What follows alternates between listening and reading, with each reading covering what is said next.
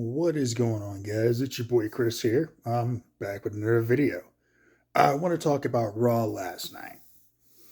Um, Obviously, the big deal was it was the first Raw on Netflix, and the show was fucking fire.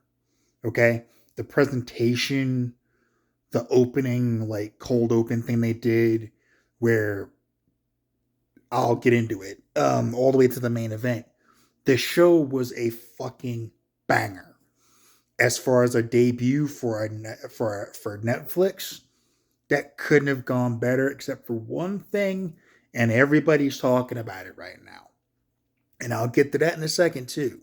But I want to cover first off, like let's kill this one argument right now. People online in various social media circles were talking about they only had a couple of matches. They only had a couple of matches. Where's the matches? It's a debut show. They're trying to set up everything and let people know who people are and everything. Because a lot of people on Netflix may have never watched WWE. They're trying to attract the casual viewer who's never watched Raw, who's saying, what's this? Let's see. So, the opening package, where they tell the history of WWE, it told you exactly what they are, exactly what they do. Yes, they use phrases like babyface, heel, work, shoot. They did that. You're goddamn right they did. Because it's stuff that people have heard, but they don't know what it is. But that opening package explained everything. So that the random person who goes into Netflix is like, new show, live? What's this? Click, and they check it out. And it tells you right there from jump what it is and what you're about to watch. And then they start off with one of the biggest stars in the world coming out, with The Rock. And he comes out and he talks about it. Not as The Rock, not as the character that he'd been previously last time he was seen, not as the final boss, because he never said final boss at any point. But he did mention that he's the High Chief and stuff like that to set up the Tribal Combat match between Roman and Solo, which opened the show as the first match, which was, again, a fantastic match for all involved. The run-ins from Tama Tonga and Jacob Fatu and Sami Zayn and Jimmy Uso, them coming out doing their thing. It showed like the war between the two factions, and then Roman wins and gets the Olafala back. And then The Rock comes out as the High Chief to give the Tribal Chief the Olafala. Now, people, including myself, were waiting for The Rock to attack Roman to set up WrestleMania, because I think that's where they're going to go. But it also makes sense to give Roman that moment without it. You're like, okay, let Roman have this moment because he's been getting his ass kicked for like the past 5 months. Since he came back, he's been getting laid out like week after week after week. So, I mean, he's been getting his ass whooped. So he needed to get that win back because he's a top guy. And then you have Rhea Ripley and Liv Morgan. And Rhea finally gets the belt back that she never lost. And Dom does his little, come back to daddy, Dom, mommy.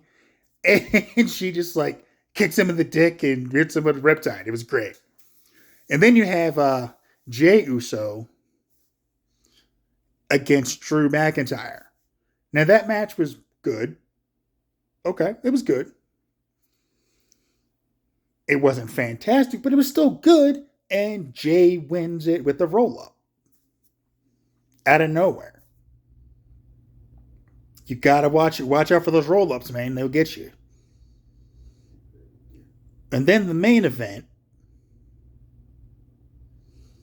of course, the long awaited match between CM Punk and Seth Rollins, where thank God CM Punk won. That's all I got to say about that. But it was a good match, man. Those two went at it, and it was almost like a blood feud. And I don't think that's the end of that whole thing. They're not done with each other yet at all. Not by a long shot is that over. Um, Props to CM Punk for shouting out Chris Bay, by the way, as well. Chris Bay, get well soon. Everybody's pulling for you. So that was some real shit right there. And he didn't have to put hype up Chris Bay. But him saying that was real cool. That shows like a lot of like that's some cool shit.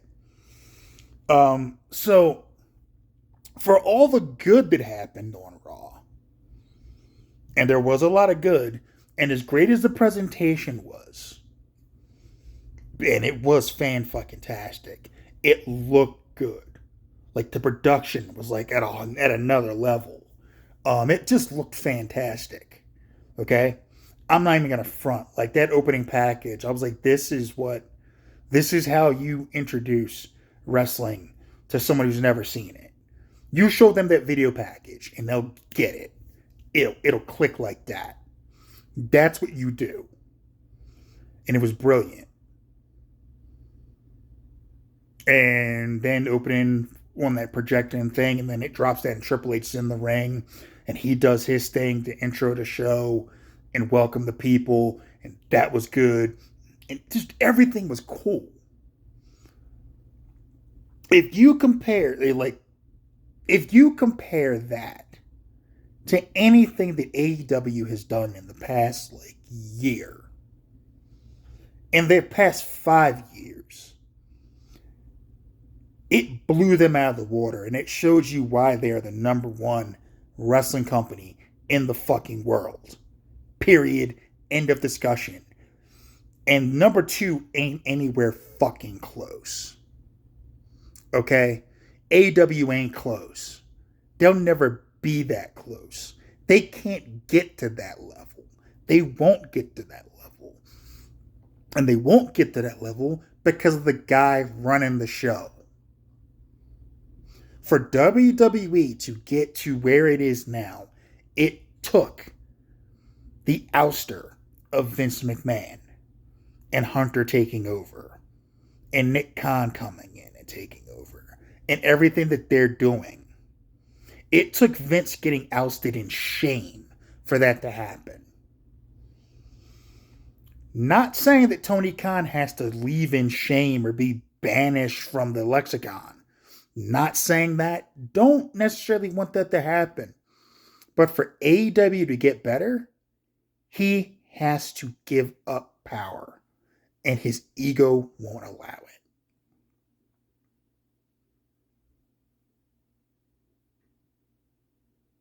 Don't believe me? Look at what the fuck they just did to the announcer from New Japan.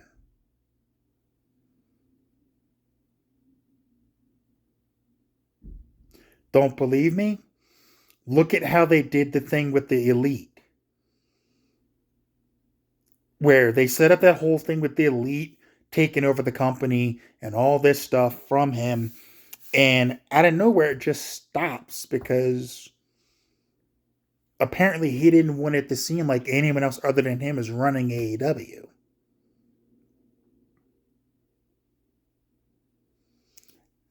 That's an ego that you can't do anything with. You cannot play with that an ego like that. You cannot win with an ego like that running the show. And if Vince had that same problem, then he had to get the fuck out too. In addition to other things he did, but that's part of why Vince had to go. I mean, granted, that's not why he went, but that's part of why people were saying for years he had to get the fuck out and give up control. Instead, it had to get yanked away from him because he couldn't keep his dick in his pants.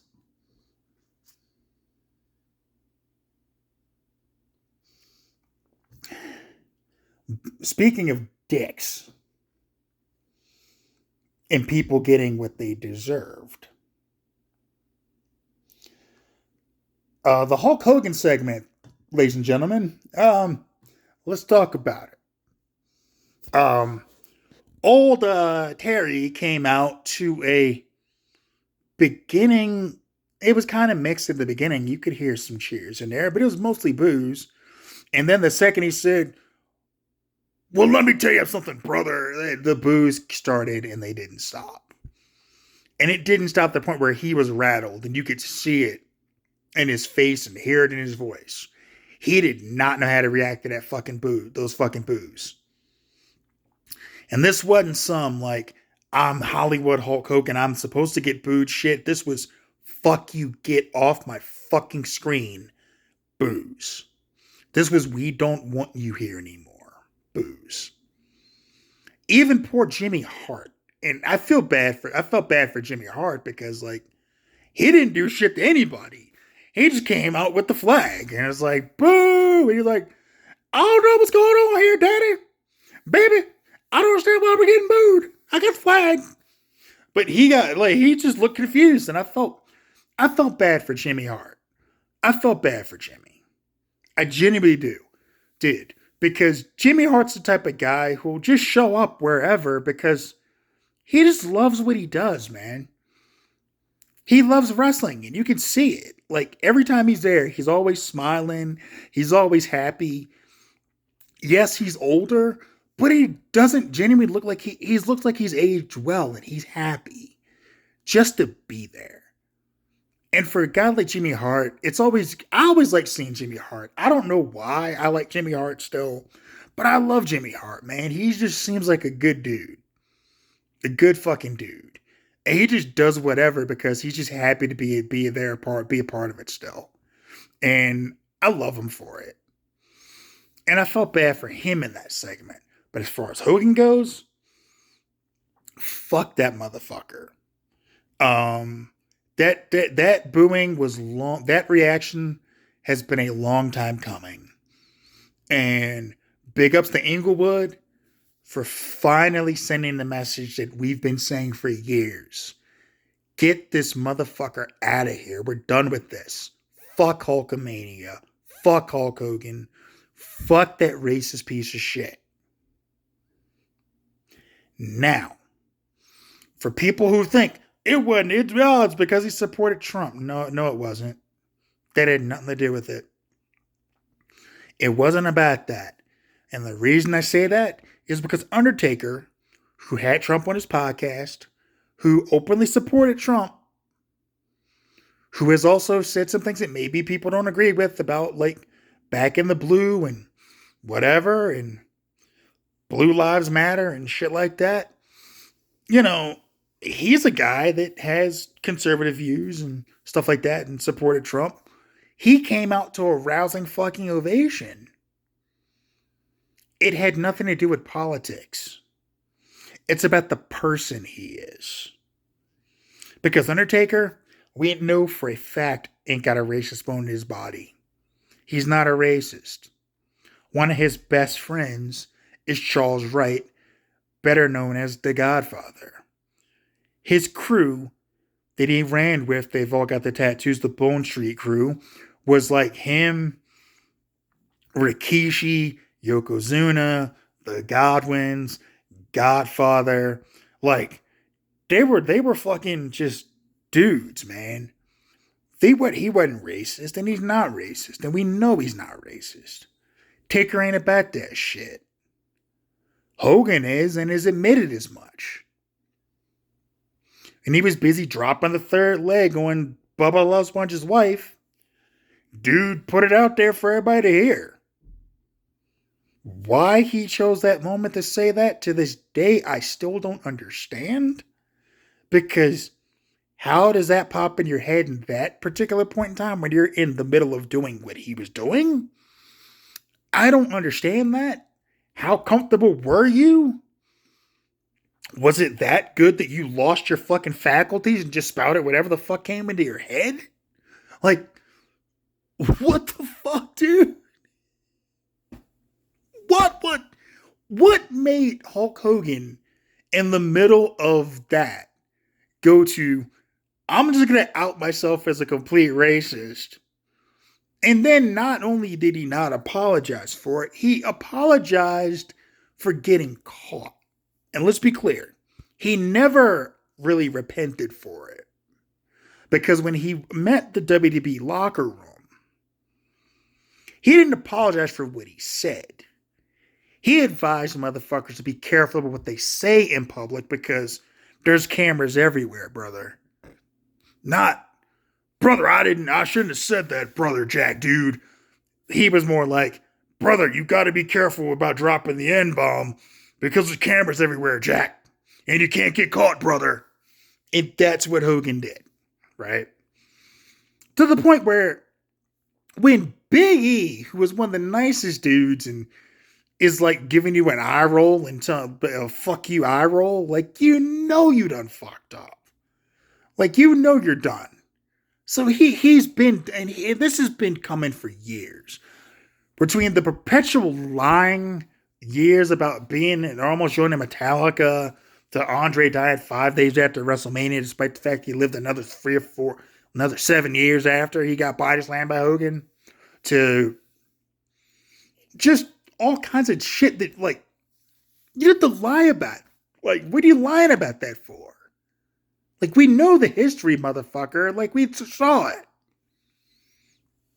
Like, fuck you. Fuck you. Be gone with you, Terry Bollea. Be gone with you, Hulk Hogan. And I guarantee you, that was probably the last time we will ever see Hulk Hogan in front of a live crowd ever the fuck again. I guarantee you they won't do it again. They better not do it again if they know what's good for them, because they're just going to get more booze.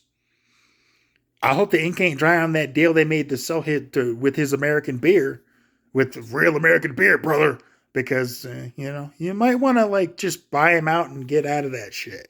Or just pay him a settlement to get out of that, because no one's buying his beer. I damn sure wouldn't. I haven't even had a chance to get Austin's beer, which I've been trying to find. If I can get it, I will get it and try it for the channel. I will do both versions of it. I'll do the lager and the IPA, because Stone Cold's my dude. Wish he'd have been there instead of Hogan, because that would have been way cooler, but I guess his schedule couldn't work out his schedule and stuff like that. But it is what it is. So yeah, Hogan getting booed was my highlight of the night, honestly, because I just love seeing him finally get it. It's long overdue for Hulk Hogan to get that treatment. Long overdue. And it should have happened. It's been happening everywhere for years. But that last night, it really came to the forefront, because usually there were smatters of cheers and going through it. Like, even mentioning Andre and Randy Savage couldn't get cheers out of the crowd. They were just like, no, you can mention Randy Savage. We love Randy. You can mention Andre. We love Andre. But we don't love you. Not anymore. You literally fucked that away. Like, he's done. It's over. To quote Damian Priest, Hulk Hogan, you're done. You're washed. It's over. Bye-bye, bitch. Anyway, I just wanted to drop this in here. Oh, wait, another thing. For those who follow me on my social medias, just a heads up. If I post something about wrestling, know that 90% of it is me just fucking with a certain fan base. Because it makes me laugh at this point, because they get so defensive. I like wrestling in general. I like good wrestling. The problem is, one wrestling show is entertaining and fun to watch. The other one makes me want to pull my fucking what's left of my hair out. I'll let you guess which one I'm talking, which one is which. I think you all know. Fuck it, I'll just say it. AEW, they fucking suck. They fucking suck. And the more you come at me like, oh, you're just an etard, like you just like everyday me, and the more I'm gonna fuck with you because it makes me laugh. Okay? Just so you know, I'm going to fuck with you harder. People on the Blue Sky app found that out last night.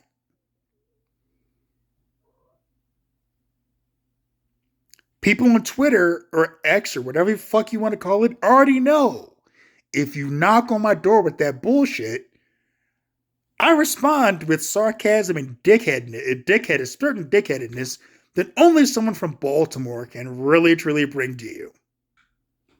Yes, you can take the boy out of Baltimore, but you can't take the Baltimore out of the boy. And your boy will always be Baltimore. Because that's what I am. Born and raised. Sure, I'm no longer in Baltimore. I'm no longer in Maryland. I'm 2 time zones away in a new state. But best believe, just because I'm in a new state doesn't mean that I'm not still me. So, AEW fans, if you think you're safe from me coming at you, if you come at me the wrong way, just remember, you are never safe. Your chances of running into a wild Chris are low, but they're never zero. Anyway, I'm going to get out of here because I got other stuff to do. It's early here, and I want to kind of rewatch Raw to watch Hogan get booed again. Or even funnier, to see if they edited it to make it look like he got cheered. Which they do sometimes. They do edit the sound sometimes. So I want to watch the replay to see if they did it. And if they did do it, I'll call bullshit on it for the record. Because that booing should be in perpetuity and everyone should know that he got booed. It's getting national coverage that he got. It's getting a lot of coverage that he got booed out of the building. Because he did. He got booed out of the building. Like, he went at the press thing later afterward. They didn't even really talk about him after that. There was almost like he's like, yeah, we're going to get you the fuck out of here. If they pay him to stay home, I won't be shocked. We made this deal with you to come back, but we're going to just pay you to fuck off forever. I wouldn't be shocked if they did that, and I'd actually be happy if they did that. But yeah, got my coffee here. I'm relaxing, getting ready to rewatch Raw. Again, I want to see if they changed the boos or edited the boos in any way, shape, or form. If they do, there'll be a comment below where I go off on it if they did, because that's not cool. Let it stand in perpetuity that he got booed out of Inglewood. And for those who don't realize, who think it wouldn't have happened elsewhere, it doesn't matter where they would have had that show. It could have been in Madison Square Garden. It could have been in Florida. It could have been in Texas. But whatever fucking red state you want to put it in, he still would have gotten booed like that. It still would have happened. And again, it's got nothing to do with who he supported in the election, because we saw another guy who supported the guy he supported in the election ride a bike around the ring and get a standing ovation and get cheered like a motherfucker. Okay? So it's not about politics. It's about the person. Okay? No one cares about politics when they're watching sports. It's about the person.